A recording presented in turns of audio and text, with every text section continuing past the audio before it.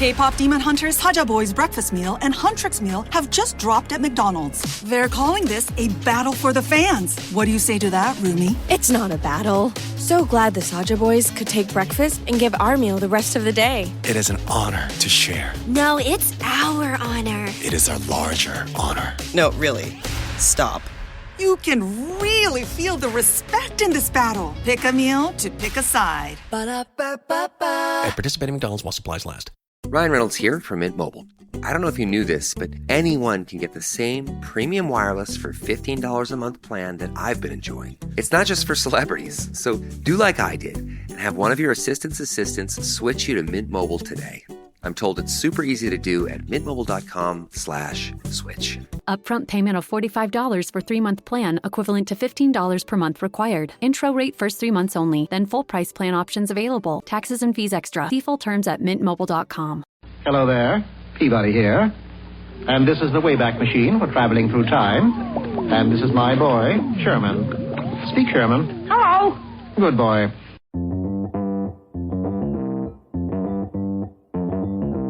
Live from Joe's mom's basement, it's the Stacking Benjamin Show.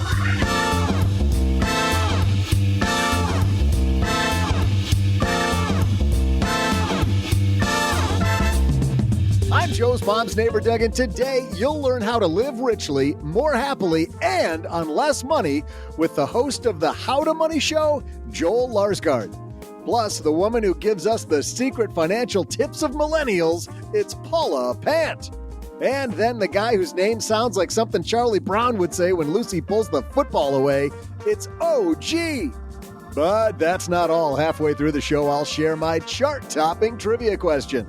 And now a guy who'd drive all night to bring you the best personal finance podcast, and often does, it's Joe Saul-Sehy. I love the 80s reference, Doug. Nice old music pull. Good work. Yep. And by the way, I like how Joel waves a little, Paula waves a lot. OG, nothing. Oh, I wasn't paying attention. I thought you were. On brand. Not even listening when I talk. Let's say hello to all these people so you know who the voices are. We'll start with Mr. OG. How are you? You paying attention now? You here? And he's going to give us the thumbs up. You have to speak.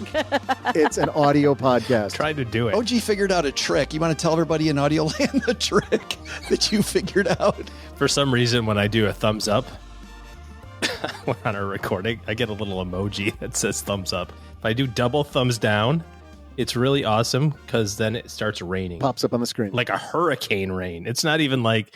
I don't get it. Some backdrop. And it's storming. We don't know why or how it does that. We have no idea why his camera does that. It's very cool. But it is brilliant. And equally as brilliant, the woman from New York City, Paula Pant, is here.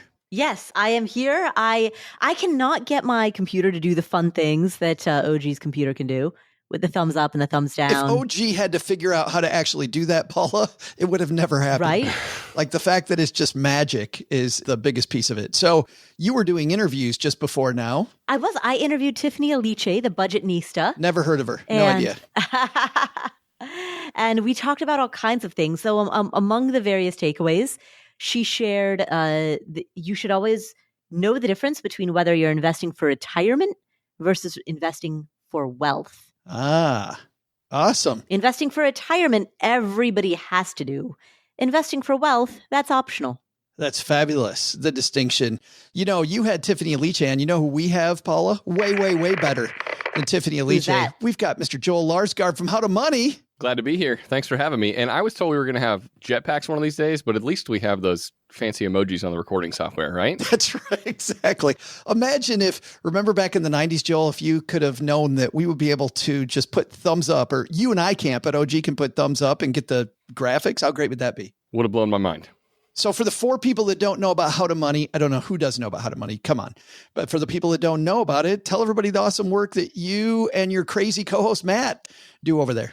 Yeah, so it's 3-day-a-week podcast. My best buddy Matt and I just kind of shooting the ish on personal finance and stuff that matters to, about paying off debt, saving, investing, all the above, kind of tackling. We interview awesome folks, but we also take listener questions and we talk about the headlines of the week every Friday and how what's going on in the personal finance sphere, how that changes how you should react in the here and now too.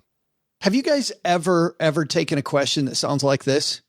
Well, there's nothing that relieves stress more when you have had a long day, you are completely fried, and you're thinking to yourself, maybe I'll just go out to dinner. But then you think about all those calories, all that money out of your wallet, and then you realize that you can eat healthy because you found Factor.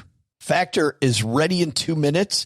Factor shops, preps, cooks, and delivers straight to your door, so you have more time for everything you love this spring, and you don't have to worry about eating healthy and going outside your budget because you've got the food sitting there in the fridge that you had pre-planned. What is Factor?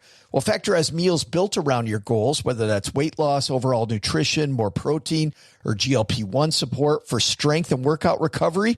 Check out Factor's Muscle Pro collection. Every meal's crafted with functional ingredients, lean proteins, colorful veggies, whole foods, and healthy fats. Factor bans 175 plus ingredients, no artificial colors or sweeteners, no high fructose corn syrup, no refined seed oils, just nutrient-dense foods. It's fresh, never frozen, over 100 rotating weekly meals, including globally inspired flavors like Mediterranean and Asian. So there's always something new to look forward to. I use Factor. I think you're going to love it too. Head to factormeals.com/SB50off, stackers, and use code SB50off, and you're going to get 50% off and free daily greens per box with new subscriptions only while supplies last until 9/27/2026. Oh, no, never had a question like that before. Oh, but what about this? How about this? Well, running a small business, as you may know, like I do, it is super fun, but it can also be very tough. And when it's time to get a loan, it can feel impossible to find the lender that you actually trust. Big banks say no. The internet, well, that's full of sketchy offers with sky-high rates and fine print you can barely read. Whether you need help covering payroll, managing cash flow, or investing in growth, you deserve better. And that's why I recommend the small business marketplace Fundera, which is powered by NerdWallet. It's a free, easy-to-use platform. It lets you compare real financing offers from trusted lenders, and it's all in one place. And what I like is that you don't need perfect credit to get started. There's no spam. There's no bait and switch. Just personalized options that fit your business needs. Nothing I like better than a place that treats me the way that they would want to be treated. Using Fundera is a super way to quickly compare options and make your best funding move the way any great business owner would. Here's the best part, though. For a limited time, when you visit nerdwallet.com/SB and fill out the no obligation form, you're going to get VIP treatment and talk with a real person who knows all the ins and outs of small business lending. And you can tell them specifically what you're looking for. They can tell you specifically which options you should probably consider most. Don't risk your business on unreliable lenders. Go to nerdwallet.com/SB to learn more and find the funding you deserve. Fundera Inc., NMLS ID number 1240038. Pretty awesome. Maybe no question in there, Joel, but a lot of solutions. Yeah, no, I agree. We might have taken one like that before. Might have. We're going to talk about the role of optimism in financial planning. We're also going to talk about happiness and your financial plan. How does that all work together to make better investing decisions and to have a happier life? Well, we're going to talk about that because we got OG here. We got Joel Larsgaard. We got Paula Pant and neighbor Doug. So let's get moving.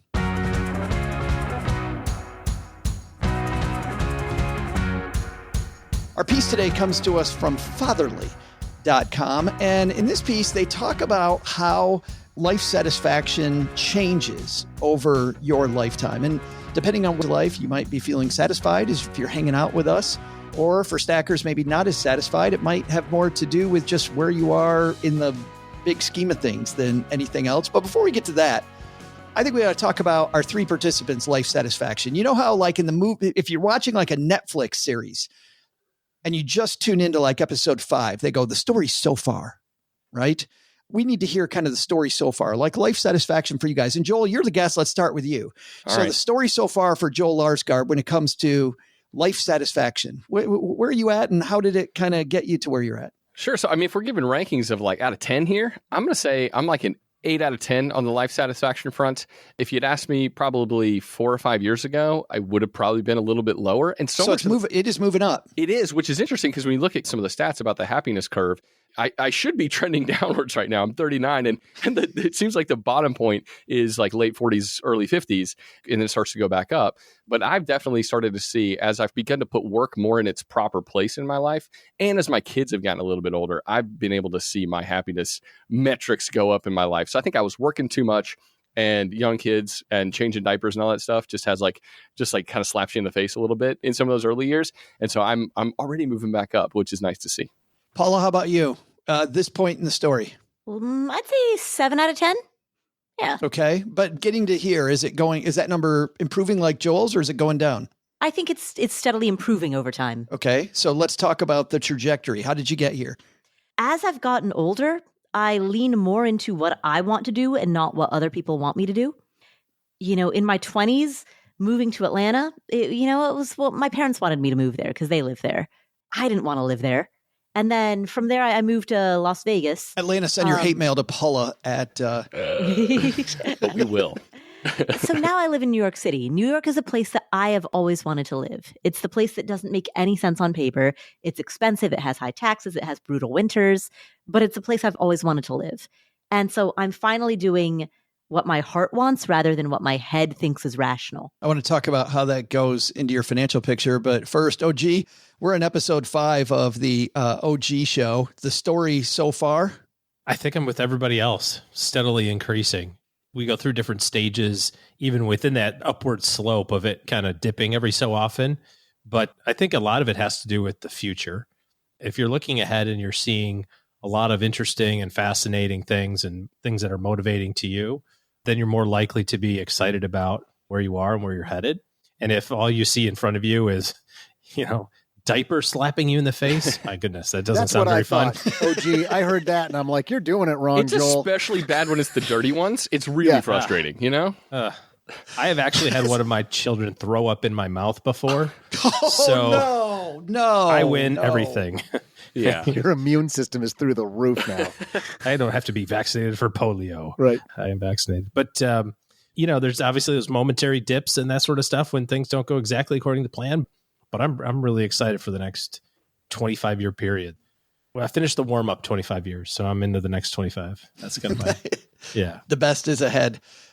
Before you guys saw this piece from fatherly.com, and if Stackers, if you want to follow along, it's at stackybenjamins.com. Just go to our show notes page for today's episode and you'll see it. But you know what? We're just going to cut to the chase here on this piece. So I don't think there's a need to follow along. But before you guys saw this piece, and I'm about to tell our Stackers what age this is, what age did you think was happiest? Joel, if I had said to you, what age do you think people have the most life satisfaction before you saw this? What age would you have said? I think my knee jerk would have been early mid-20s. Like you're kind of at the prime of your life. You're probably the fittest you'll ever be, even if you're not working out. You're meeting all sorts of new people. You're like launching into your career. Sure, you don't have like bukus of dollars. You haven't built up a ton of wealth yet, but you're kind of also oblivious to that to a certain degree, right? And so you're like, it's all good. I don't have millions of dollars in the bank, but I also don't really care. You kind of start to feel a little more competitive late 20s, early 30s. So I think probably my knee jerk would have been that like 24, 26 range. I love the part about being your fittest without working out, but I don't know if you guys remember this, but man, I remember my mom, I came home with like these 4 hamburgers from this Michigan joint called Hot Now. OG and Doug, you guys remember Hot Now? Oh, Hot Now. And they were like, I wish it still existed. They were like 39 cents or something. Yeah, like 25-cent hamburgers. So good. Yeah, like 99 cents for 4 of them. Anyway, I remember my mom just staring at me and she's like, just remember, I'm like, whatever, as I'm shoving it. Now I look at a hamburger and I gain 20 pounds. Like it is just horrible. But Paula, how about you? Before you saw this, what age do you think life satisfaction would have peaked? I probably would have guessed between 25 to 35. Just beyond Joel. Yeah, exactly. Because right around, we'll say we'll take 30 as the average. you're old enough that you have some money, like you're not in dire, stressful financial situation typically. At 30, you're old enough that you have some money, but you're young enough that you still have your youth. Boy, you know what's funny is how different, Paula, our lives were. Because when I was 30, I was in the biggest dumpster fire of my entire life. Like, Tell me more about how great it was to be 30. And often I think, kind of back to what Joel talked about, I don't know if I agree, Paula, because in that time frame when a lot of people start having children, that's often when your liabilities are the highest in your life. You've got kids, you're starting to get houses, you've got to have cars, and a lot of people, that's the toughest time financially. You know what it is? We've all hit DGAF.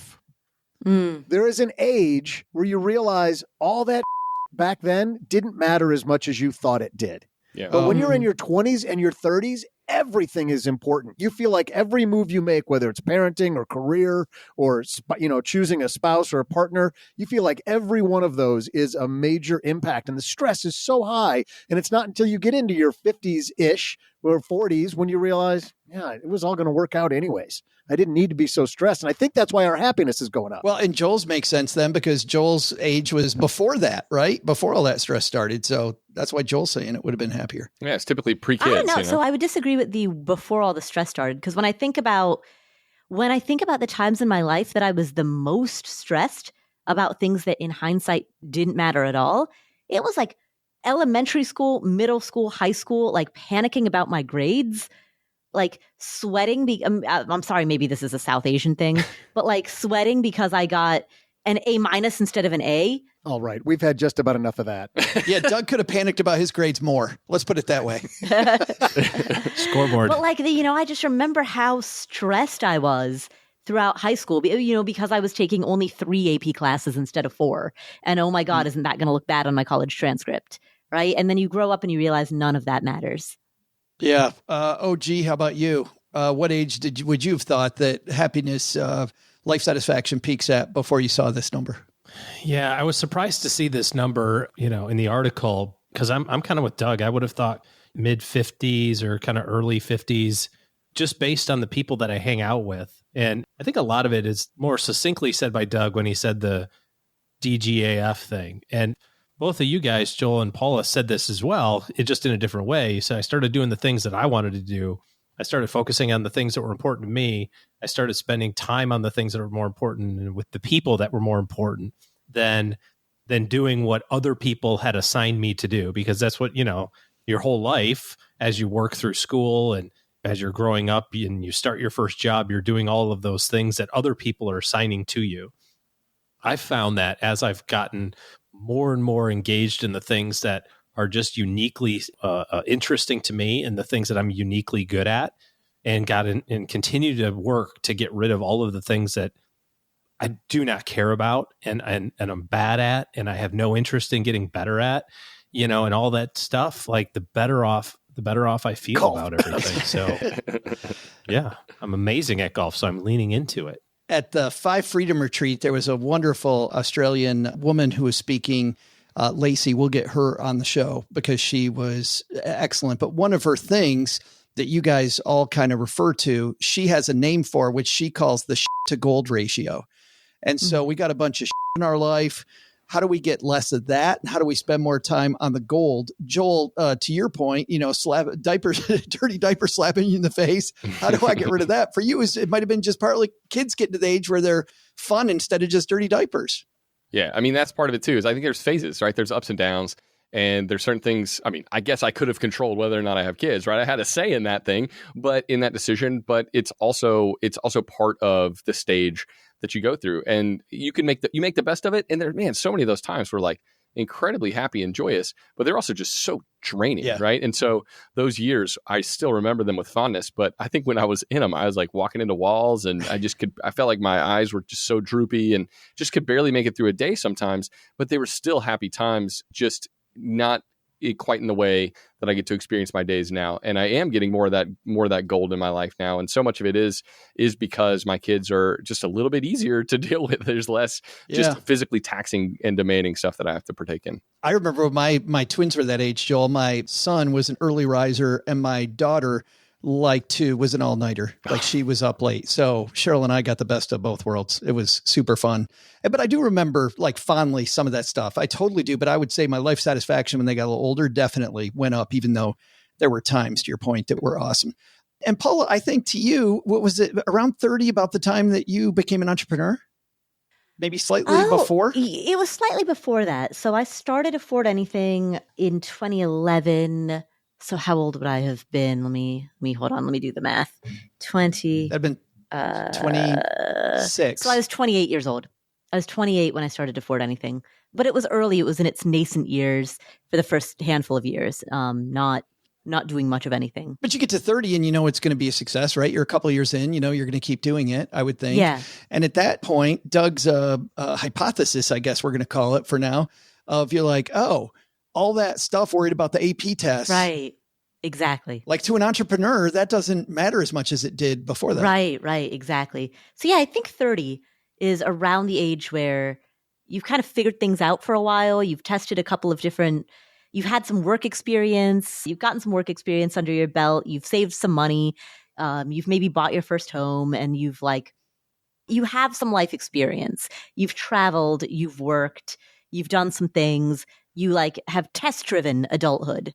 And now you have just enough knowledge and just enough capital under your belt that you have a lot more options, but you still have youth on your side. Mm-hmm. And you've gotten to the point where some of those things that you thought mattered or you thought were meaningful or important, now you're like, wait a second, that wasn't all that people told me it needed to be.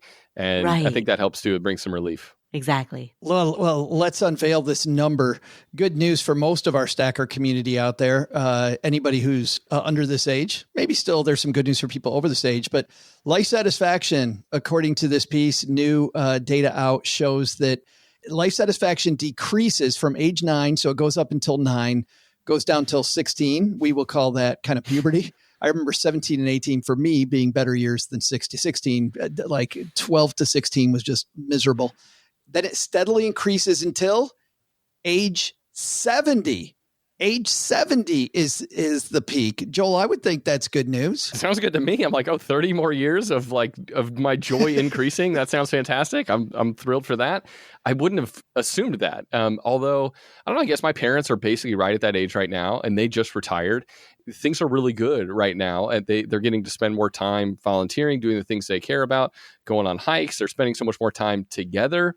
They're spending so much more time with us, with my kids. I see it. I think it makes sense if you're in good health, right? And that's one of the most important things. If you can maintain good health into those years, I'm hoping that they're going to be really fun years too. It's funny because I kind of look at what Doug said as like the beginning of this stretch, right? Where things kind of get better. I remember I was 17 years old when I realized that what the quote popular kids in school thought was irrelevant to me. And I remember for the first time, I was like, this whole thing's stupid. Like I all of a sudden saw that there was a world beyond my high school, and that was great then. Peaking in high school isn't all bad, Joe. Yeah. He's like, why are you looking at me? But same thing, we're talking about Paula with age 30, and we're also talking about OG with just as you figure out that stuff earlier on didn't matter. Maybe that's the beginning, but do you think with this emphasis on 70, is it when we finally get to financial independence? I mean, how much do you think, Paula, financial independence factors into this life satisfaction? I'm either close to it, I'm at it, or I'm at the point where I realize I'm never going to get it. So I might as well just be as happy as I can be. Well, I think financial independence, if that's defined as the point at which work becomes optional, I do think there's a huge amount of psychological relief that happens at that age, whether or not you retire. In fact, whether or not you make any changes, it might look to the external world that nothing in your life has changed. You're still working the same job, but knowing internally, knowing that that's an option, I do think that changes quite a lot. And I think it also helps you take more risks, right? How many people do you hear about who start their businesses when they're in their late 60s? Those are often the most successful businesses, by the way. Exactly. We interviewed this guy on the Afford Anything podcast, Dr. Seth Stevens-Davidowitz, who researches counterintuitive findings about success. And one of the things that he found is that there is a positive correlation between advancing age and success as an entrepreneur up until you reach around 60. I remember some of these big tech companies when people got laid off during the tech wreck of 2000 to 2002, and the amazing brains that have worked their entire life for some of these big companies like IBM as an example. And then you look at all and if I would have known we were going this way, I would have had like a list of names and companies, but it's mind blowing the number of people in their 50s that went out and started new companies instead of going to work for somebody else. Right. OG, you on board with that? That financial independence may have something to do with it, or at the very least, the fact that even if I don't change anything, I don't need to worry about money anymore? Well, obviously not having to worry about paying the bills or putting food on the table or, retirement savings and that sort of stuff is going to have a relief. But I don't know that happiness is lack of stress. It's not that 70-year-olds don't have any stress in their lives. They just have different stuff, right? Or they've learned how to manage it, or it's a different priority. We've talked all afternoon about the SAT scores and AP classes and recognizing how little impact that has on all of our path. I mean, it has some for sure, but it's not, necessarily life altering. But when you get to being, in your 70s, what's the major issue there? Usually generally health. That's kind of the major issue. And that's probably more stressful having health issues than not having money. So I don't know that it's not that there isn't any, it's just different. And got 7 decades of figuring out how to deal with it and still be happy. Yeah, more life experience behind you. Let's do one more before we go to the break. The second half of this conversation, I want to really get tactical. I mean, we've kind of defined like what this is. So how do I manufacture it, and how do I manufacture it quicker? What do I go for? I want to do the second half today. But Joel, before that, there's a bigger standard deviation. It says between parents, you're a parent. So it says that being a parent isn't more likely to make you unhappy. However, parents experiencing financial strain are more likely to become unhappy than non-parents will ever be. So standard deviation of a non-parent, much less than a parent, like financial stability and parenting, man, those better be on the same wavelength. That's the exact line I was going to bring out here, because that's the one that struck me the most when I was reading this article.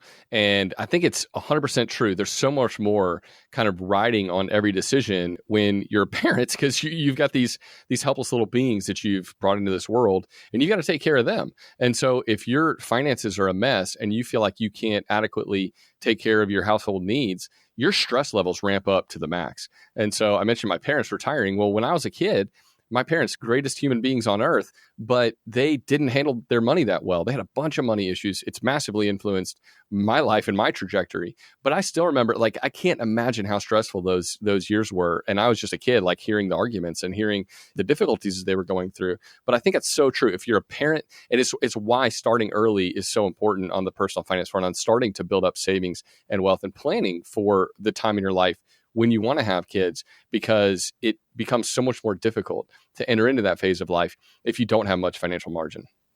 Oh, I said that was the last question, but I think, Joel, that leads to something else, OG, which is that I think there's got to be positive life satisfaction then, based on what Joel said. When you get out of credit card debt, your life satisfaction goes up. Number one, when you start saving into these automatic plans like a 401k, your life satisfaction goes up just because you know that you've got the future a little bit on autopilot. Would you agree? Well, undoubtedly, again, taking away money stress is going to make you feel better about what's going on, for sure. Up to a certain point, having more money or having money under control is going to provide, some measure of additional happiness. But, there's also all the studies that say after a certain amount, there's no additional unit of happiness for every unit of money. Once you've kind of accomplished that hierarchy of needs, you think about taking care of your food and shelter and, the things that you want to do for fun. There's not a bunch of extra happiness given by going, well, now thank God I had 6 million. Now I've got 7. I'm finally happy. Right. It's like, if you're not going to be happy with life at $1 million or whatever, you're not going to be happy when you have 10 million. I'm so glad you brought that up. And I want to talk about that also in the second half of this, because studies also show that for some people, more money means you're a bigger for other people, more money means you're a more generous person, but that varies depending on where you are with life. So we're going to talk about optimism. We're going to talk about tactics. But before we do that, at the halfway point of every Stacking Benjamin show on Fridays, we have this amazing competition, Joel, where we pit our 3 frequent contributors against each other OG, Paula, and you're playing on Team Len Penzo today. All right. So sitting in for Len. And that means, Joel, we got some good news and bad news. Do you want the good news first or the bad news first? Always the bad news first. Well, the bad news first is that you're going to have to guess first, which is always a pain. We got to tell our guests we have to guess first. But that's because you're in first place. Hey! I know, right? Team Len Penzo has 14. OG snuck up on Paula last week to make it 13-13. We going into the home stretch the last couple months, and 1 point separates all of you. So no pressure, Joel. I'm sure, no pressure. I'll be right by Len. I got this. You do got it. All right. We need a question, though, for this week. Doug, what's on tap when it comes to our trivia? Hey there, stackers. I'm Joe's mom's neighbor, Doug. 25 years ago, pop superstar Britney Spears released her debut hit, Baby One More Time. And I've been trying to get her my phone number ever since. Starting to think maybe I sent her my old landline by mistake. That same year, 1998, saw the first ever mass-produced MP3 player, the MP Man F10, which cost $250 and only had enough memory to hold either 8 songs or nearly all of AC/DC's Highway to Hell. The pricey MP3 player paved the way for the invention of the iPod just 3 years later. Wished I'd known of the MP Man when they came out. I could have invented the Doug Pod or the Doug Man, maybe? Oh, the iPod, the iDoug. I'm going to do the iDoug. That's what I could have done. Codenamed the P68 during development, the iPod sold roughly 450 million units before Apple discontinued the line in 2022. Luckily, I bought a bunch before they stopped making them. I'm just going to make a fortune on eBay just as soon as I can get Joe's mom to list them for me. What the hell was I talking about? I was just wondering the same thing. How do we get here? Where are you? Britney Spears. I hope you guys remember all of that stuff before, all the numbers and all of the model numbers. It might matter. I don't know.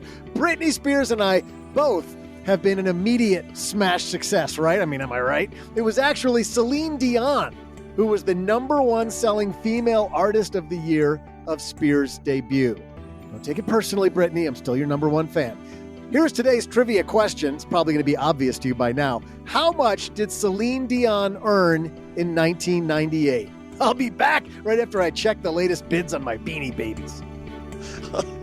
It was so linear. It was just such a straight shot from the open to the question. You're welcome, America. All right, Joel, with all that data, Celine Dion, 1998. What are you thinking? How much did she earn?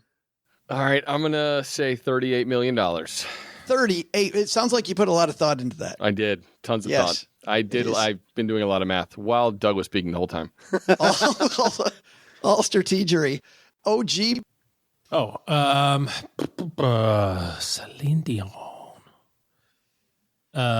What year? 98. Adjusted for inflation or the actual dollars? Oh, for God's sakes. Not adjusted for inflation. Pre-tax number as well. Pre-tax. Oh. That's right. Top line. What was her AGI? That's what I want to know. Not how much she told the IRS she made. Right. Just what she told Vanity Fair. That's right. Just what some third-party website estimated. Right. Celine Dion makes some bank. She's making some bank. She's making a ton of bank now. Whether or not she made bank in 98 is a different thing. I'm going to say she did. I'm going to say she is killing it. She's slaying it back then too. Right and even 9 figures, $100 million. Wow. We got 38. We got 100. Paula? That means she should be a billionaire right now if she was investing properly, right? She might be. Wow. Is she? Maybe she is. Do we know?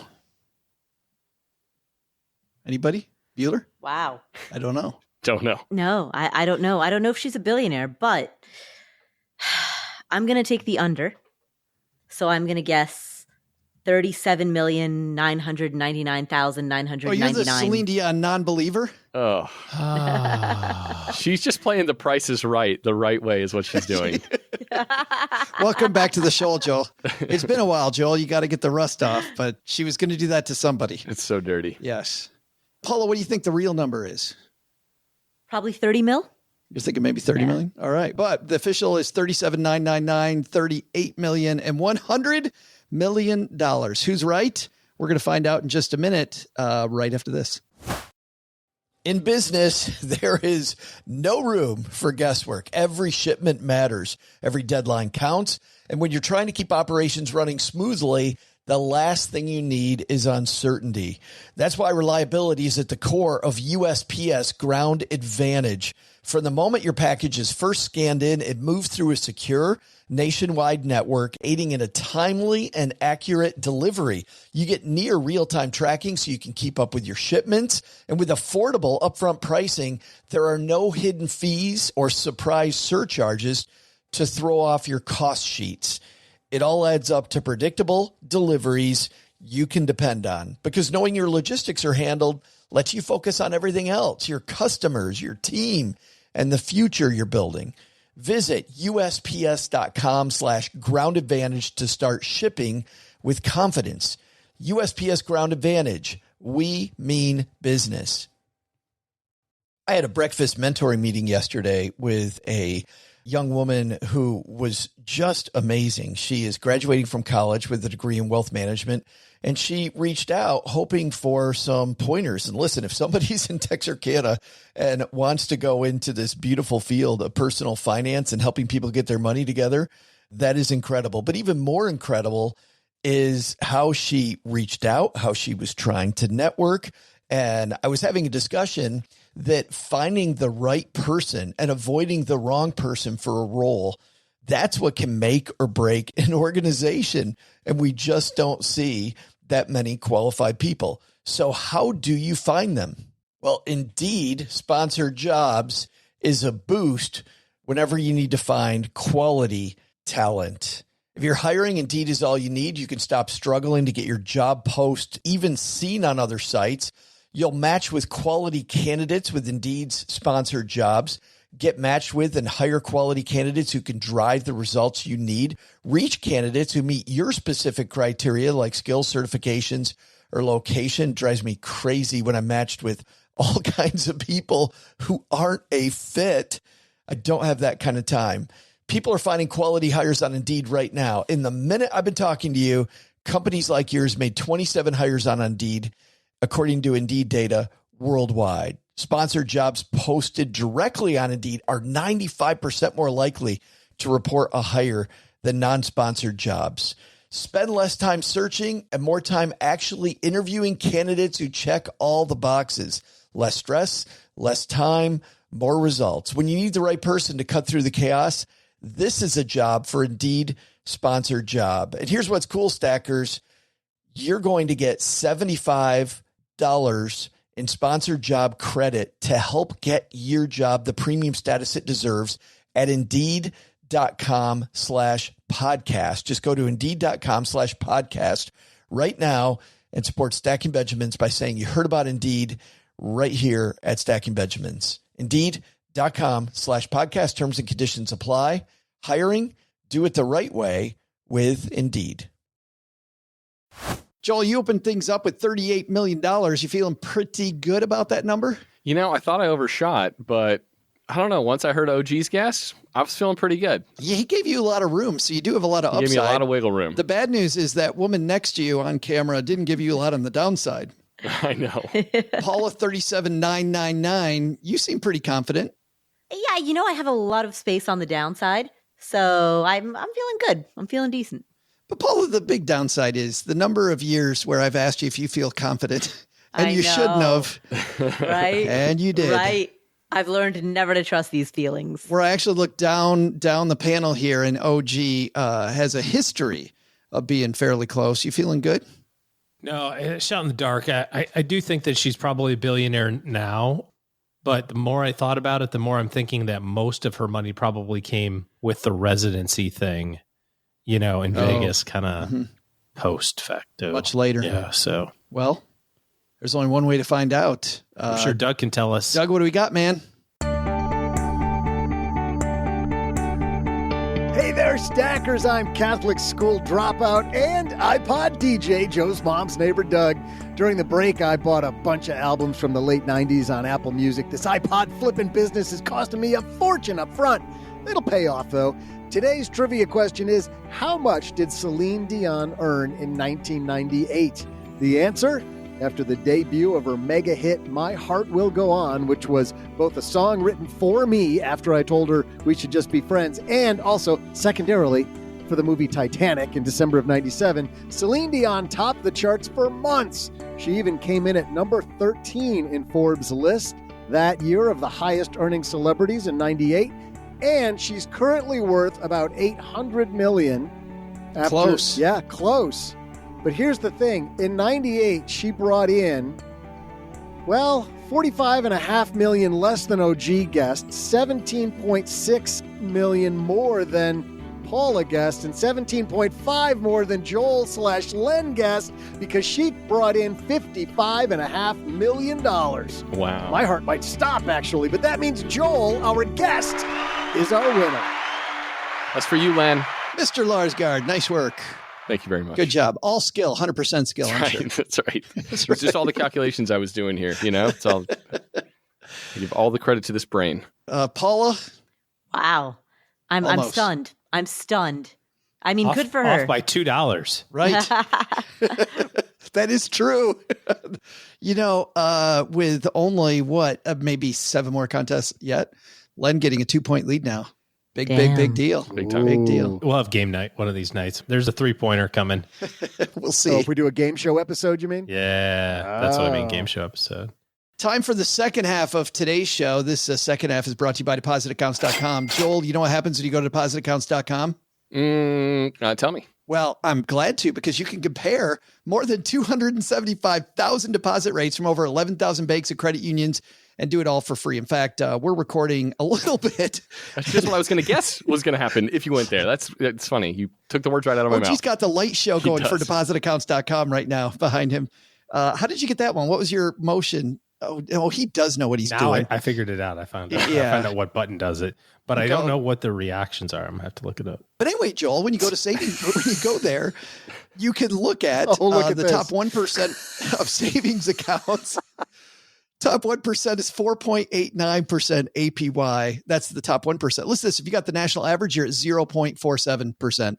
Compare, switch, ditch your low rate, go to be within the top 1%, depositaccounts.com. All right, let's go to the second half of this. I want to start here. So, Joel, let's start with you, man. If we get happier as we get to what Doug said, the point that we just don't care anymore, and we realize that, you know what, doing it my way is probably better, and the stuff I thought mattered didn't. And then we get to financial independence, and we kind of all agreed that it probably gets better then. Should we focus on reaching financial independence as fast as possible, because that's going to give us more life satisfaction? No, I don't think so. I think that is probably, at least, there's some amazing people in the FIRE movement. I think the FIRE movement as a whole has been a massive swell of good for anybody trying to get their finances together.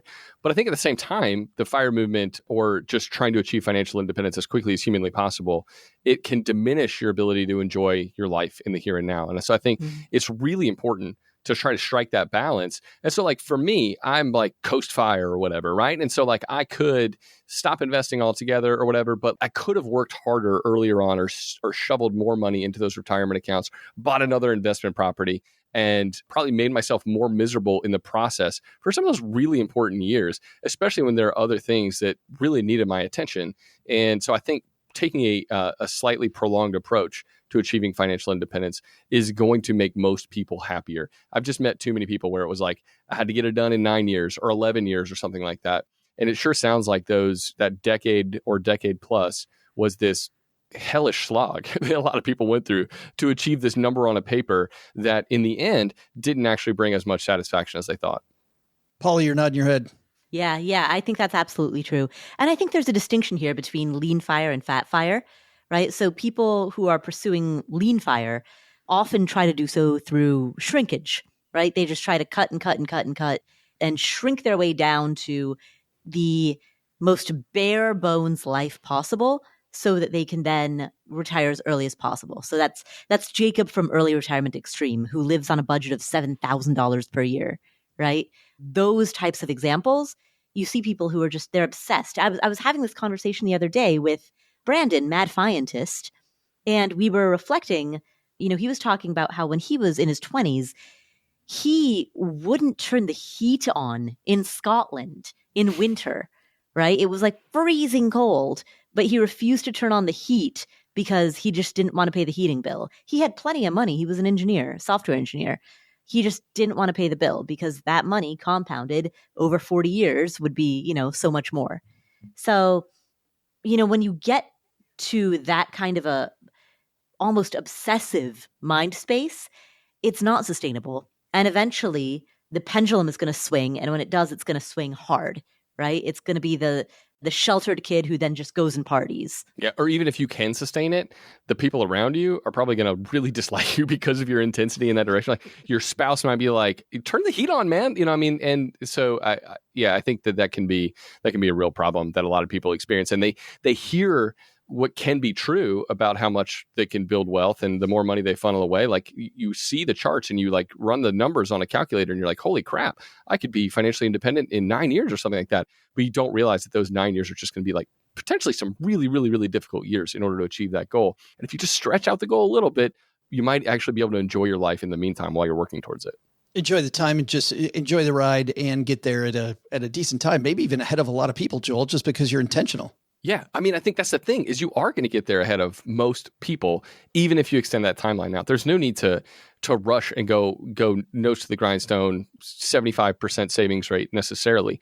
And let's say you're making ridiculous sums of money and you can put that much money away.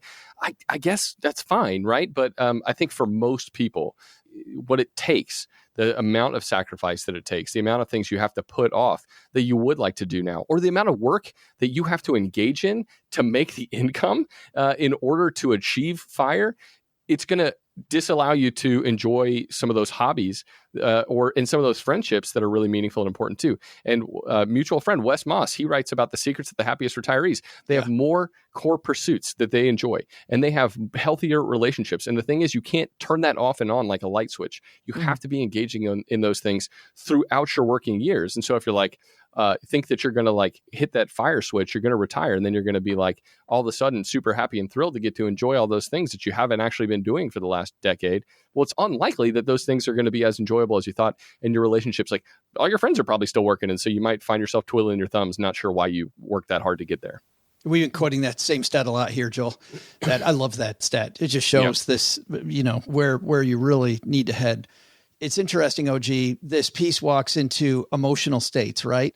Positive emotional states versus negative emotional states. And certainly when we're investing, we're saving, working on a risk management, we're dealing with these emotional states. In fact, they say negative emotions bounce around between 9 to 24, decrease then until 60s. We actually experience fewer negative emotional states after 24 until we reach 60. And then our negativity tends to go up. And that might have a lot to do with health, by the way, right? After age 60, we might start getting a little negative about health. But on the other side, when it comes to positive emotions, our positive emotions tend to just get better. But let's dive into that. Emotions and investing. If we're in the middle of investing, right? Fighting this fear that you won't have enough. How do you get past that? How do you make it a happy ride and still try to keep an optimistic attitude? I think Paula said it earlier, you can't not do everything for a long period of time, then all of a sudden just jump in and start trying to do stuff again. It's like the trainer telling you, only eat this. It's like, well, that's not sustainable over a long period of time. The guy that I'm working with right now is like, I'd rather you eat a piece of dark chocolate every single night than forego chocolate for the next 5 weeks and then eat a year's worth of chocolate in one sitting because you can't take it anymore. And that's going to happen with, that lean fire thing of like trying to like cut so much that you're just going to snap one day. So when you think about like investing and how that turns into behavior and how that turns into happiness and how you're thinking about all this stuff, you have to give yourself a lot of grace. You have to give yourself a lot of room to do the things that are important to you now. And also, make sure you're setting aside time and energy and resources. That's the investing side for the future. A couple of years ago, we all figured out pretty quickly that tomorrow's not promised to everybody. And, the pendulum probably swung too far that direction and that kind of YOLO type of, mantra. And now it's maybe starting to think about going the other way a little bit. But I think it just has to work around balance. There's nothing that says that you absolutely positively have to be done with saving money or investing or work at age blank. You don't have to, if you get 8% instead of 8.5%, okay, that's fine. You'll be fine. It's going to be okay. Because what don't you know about the next 50 years of your life? Almost everything. We don't know anything about the future. We don't know anything about what things are going to cost or what we're even going to want to do. All it takes is just looking backwards a half of a generation to really profoundly see all of the changes. I remember a discussion with my grandfather when he locked his keys in the car and he picked out his cell phone out of his pocket and he called up OnStar and they unlocked his car. And he was telling me this story about how amazing that was. And I said, Grandpa, when you were 40, which was in 1959, could you imagine a guy coming to your door and going, Augie, boy, do I have an investment for you. Here's how it works. First, you're going to have a car in the driveway and you're going to lock it, but you don't lock it with a key. You lock it with a button. But somehow you're going to forget that button. It's going to be inside the car. And to unlock the car, you're going to pull out your telephone, which isn't connected to the house at all. It's in your pocket. It's about this big. And you're going to press some buttons on it, not dial anything. You're not going to talk to anybody and ask permission to dial. Could I be connected to the Johnson family, please? You're just going to press the buttons, instantaneously be connected to somebody halfway around the world who automatically knows exactly where your vehicle is through an array of satellites, which are things that are powered by nuclear propulsion in the atmosphere that were launched into space at 20,000 miles an hour on a Tuesday. And instantaneously they go, yeah, sure, no problem, Augie, click, click, click. And immediately your car is going to be unlocked. How much do you want to invest? He's like, you would have never done that. We're so afraid of it. We're so afraid of that. Paula, you talked about this about AI right now on the main stage that we're afraid of. We're afraid of. I mean, you hear it every time something is up in the stock market. We live in fear. Right. It's natural to be afraid of things that are unfamiliar.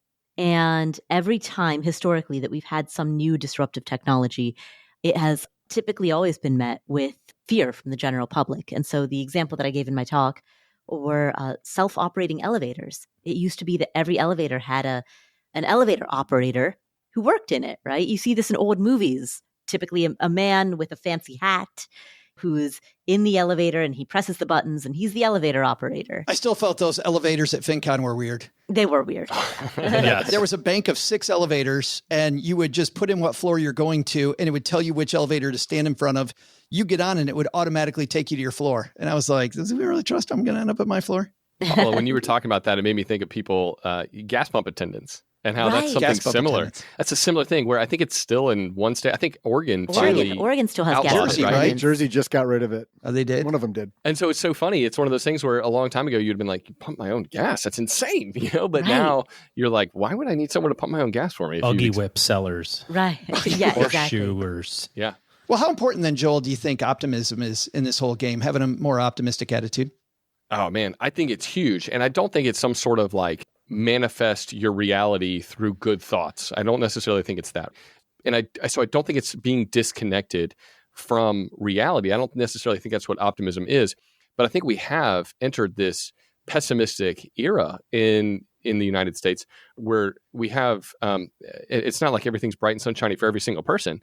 But when you take a look at the numbers, when you look at the stats and when you see the reality of like net worth growth of the average American or low unemployment and just the technology that we have at the palm of our hands and just how much better off we are than French kings in the 1700s. I mean, it just, when you look at all of that kind of stuff, it's amazing that we still have such a pessimistic outlook. And so I think a big part of it is kind of changing the way we approach life and being thankful for being gratitude is part of that. Thankfulness is something we practice in our house every single night.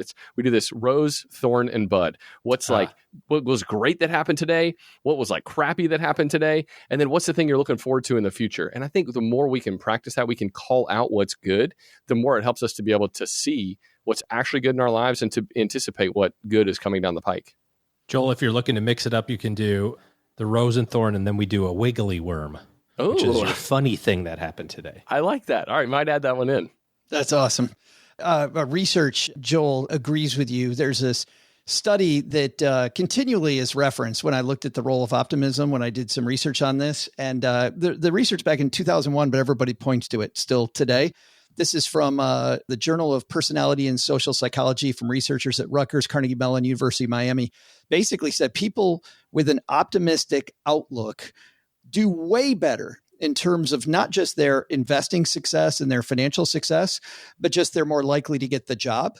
They're more likely to be people that, and what's funny that I liked about this research is I dug in, people, they ask the chicken or the egg thing.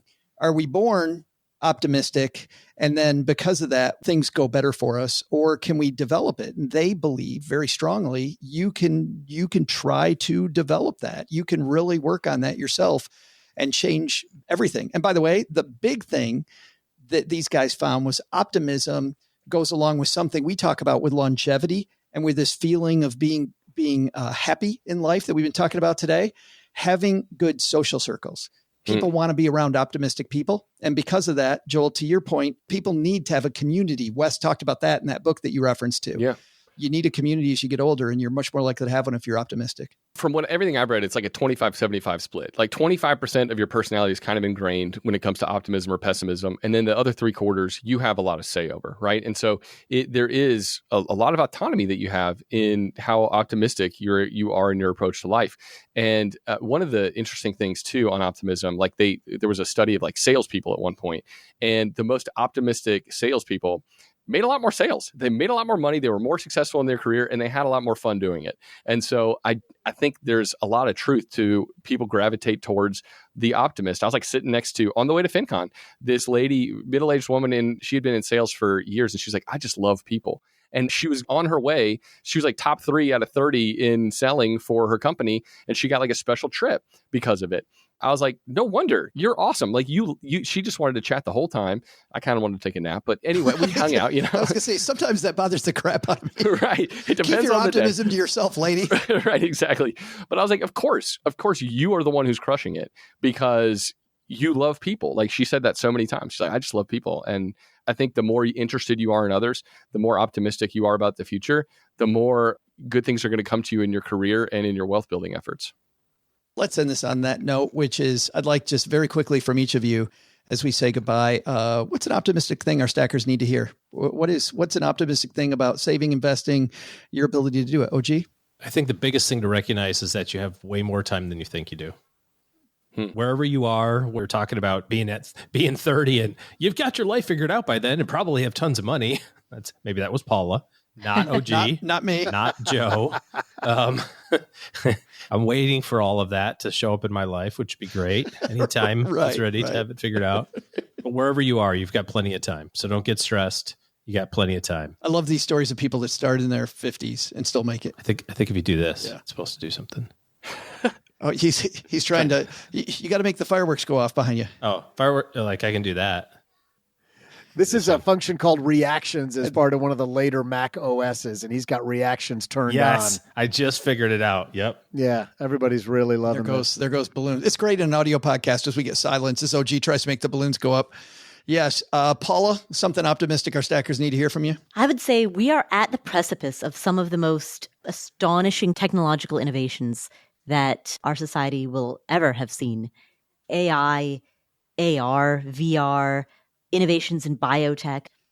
OG talked about how the world in the 1950s, right, with unlocking a car key is unrecognizable today, right? Because today we've got these smartphones and And if you think about what the world is going to look like 50 years in the future, the people of 2023 are going to look primitive.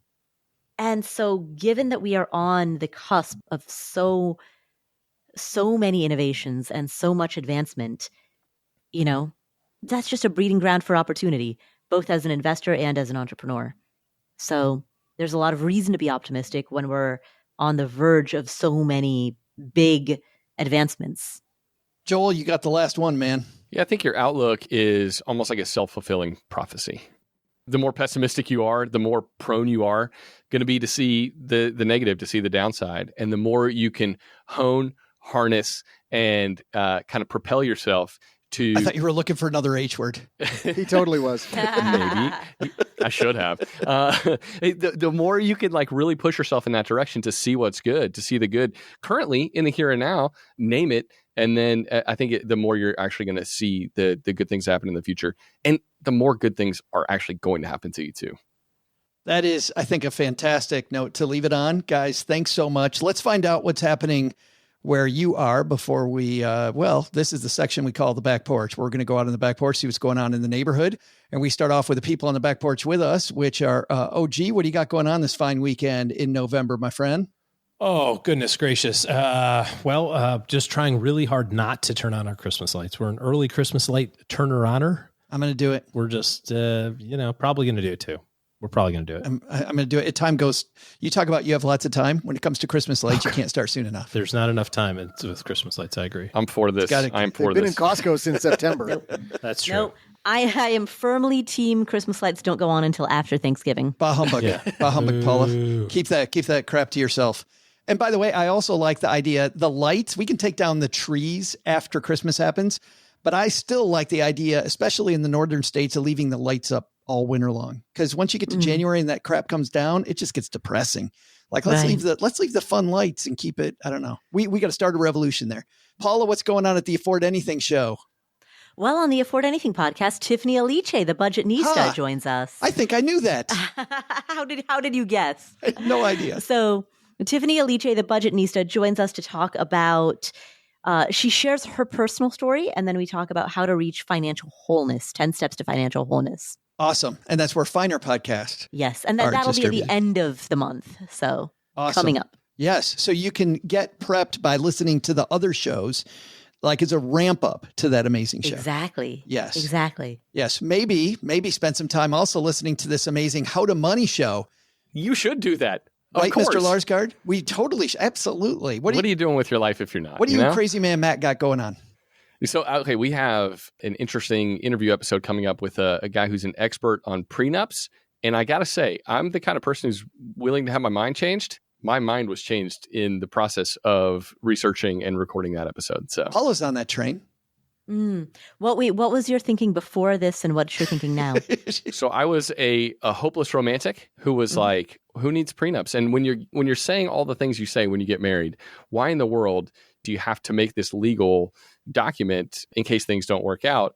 But I think a couple of the most compelling things were how expensive it actually is to get a divorce and how time consuming, and how having it planned potentially in advance, having those ground rules can save a lot of pain, but also the reality of the fact that there is a prenup in place, even if you don't create one because of your state specific laws and a judge who could rule in really any direction. So that really swayed my mind. And I was like, oh, okay, I think prenups make sense for most people. Awesome. And that's on the How to Money show where Finer podcasts are distributed. Or at least average ones. Oh, no, come on. Amazing ones like How to Money. We try to be you. We want to be How to Money when we grow up. By the way, while we're out here, I want to, before we say goodbye, at the end of our shows, we kind of stop talking about money, but I do want to talk about the future a little bit because you guys were talking about, OG, you brought this up. What was something when you were a kid you thought was going to be amazing, like that you heard coming in the future that maybe is not as cool in real life? Let me tell you one I heard about in second grade that this is such an old guy story. I'm going to ask you a question, but I'm going to answer it first. Yes. Well, let me tell you what I'm thinking about because I'm excited about this and I want to hear what you guys have to say. But I'll give you an example, which is Mrs. Wright, my second grade teacher, taught us that these UPC symbols on the back of every item that you buy, you would be able to go to like a grocery store, get this, and you could scan it in yourself and put it in a bag. And that was like the future. And it was so neat and shiny. And that was going to be amazing. I remember telling my mom about how cool that was. And of course, now I'm like, no, we all bitch. I wish somebody could do this for me. Like, I'm going to keep your hand in the air. They got the damn light on and nobody comes around at Target for 2 days. It feels like if I have alcohol in my cart, I will not go there because I don't feel like having them have to come over and check my license every time. Which is every time he's at checkout, I've never once been to the self-checkout. That's right. Yes. Joel, for people that didn't hear that, say that one more time. Which is every time he's in the checkout line. So every day, yes. Right. Usually just before recording, Joel. It's so weird. Yes. But you guys got one of those that you thought as a kid was going to be the future is so cool and maybe the present doesn't live up to it? Okay, so I distinctly remember in middle school, it was like 6th or 7th grade. It was before the unveiling of the Segway. And I just remember them being like, it can fit in this bag and it's going to change the future of humanity. And I was like, what is this thing going to be? And then it gets... Is it a hovercraft? I know. And then it gets revealed. And I was like, That's it. That's all you got. Yeah. And I've never been impressed with the Segways, and I've never taken Holy one of those crap. tours on a Segway. You look ridiculous. So. Oh, I love the Segway tour. Electric scooters are kind of cool to zip around in. The Austin, electric and I'll be scooter thing honest. is pretty. God, we got around Austin, especially with that parking lot they call a street system. Yeah, we got around very quickly that year. What else you guys got? I remember a picture in a book when I was in grade school of like these large communities underwater in the ocean, and I couldn't wait. I wanted to live in one of those, like they had tunnel systems with these huge globes. You watched Little Mermaid? Yeah. It's like the Jetsons, but underwater. And I just thought that's going to be awesome. I want to live like that. That's the one that they're building in Saudi Arabia, right? It's underwater? No. I'm saying like it's a similar concept, right? It's the all encompassing, out in the desert community out in the middle of nowhere. And it's like, 100 stories tall and 5 feet wide. And it's like literally like goes 40 on for miles long. miles. Yeah. They've already started it. It's not even a myth thing anymore. But the underwater city, Doug, that's not like what Joel and I were talking about. That is still a myth, right? I mean, you wanted an example of what was. No, that's okay. Future then and is real now. I would have been surprised if Doug was like, no, it exists. And of course, there's the last one, which is Zoom, right? I mean, remember the Jetsons where we can see each other? Like, this is going to be so cool. And now it's like, hey, Doug, you're on mute. Hey, Doug, you're on mute. Yes. All right. That's going to do it for today. Man, there were a lot of lessons. This was great. Joel, Paula, OG, thanks for joining us for this Friday fun way to kick off the weekend. Doug, man, take it from here. What should we have learned today? Well, Joe, first, take some advice from Joel Larsgaard. Daily reflection on your roses, your thorns, and your buds will get you on a path to happiness sooner rather than later. Second, if you're in your high-stress years of your 20s or 30s, like I am, you can breathe easy knowing that as you age, there's a big giant ball of happiness on the horizon. Mostly because, no cap, you're about to figure out what slaps and what you can sleep on. But the big lesson? Make sure you check what things are going for on eBay before you stock up. Unrelated, if you've wondered where you can find all of your favorite music in one place, boy, have I got a deal for you. Thanks to Joel Larsgaard for joining us today. You can catch more of Joel on his podcast, How to Money, wherever you are listening to me right now. We'll also include links in our show notes at stackingbenjamins.com.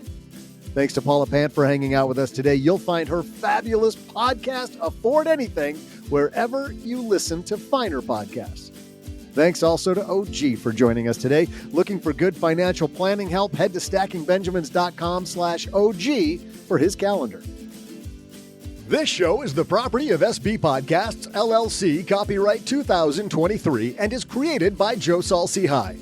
Our producer is Karen Repine. This show was written by Lisa Curry, who's also the host of the Long Story Long podcast, with help from me, Joe, and Doc G from the Earn and Invest podcast.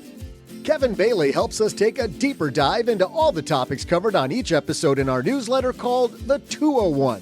You'll find the 411 on all things money at The 201. Just visit stackingbenjamins.com/201.